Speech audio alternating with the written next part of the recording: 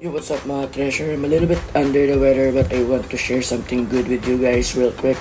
So nakita ko lang to nung nasa Manila ko.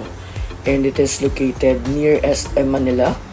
Unang underpass from Manila City Hall. So the underpass is called Lagos Nilad and the bookstore is called Books from the Underground. So ito nyo ang daming libro.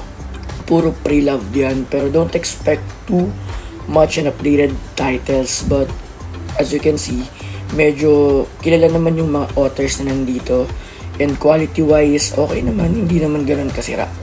And yun nga lang, medyo yellowish na yung iba, but still based on the price and since pre-love nga siya, very still decent pa rin yung quality. So ayun lang guys, na-share ko lang ng mabilis, baka kasi may gusto kayo ditong libro and madali lang siyang puntahan. So don't forget to like and subscribe. See you guys later. See ya.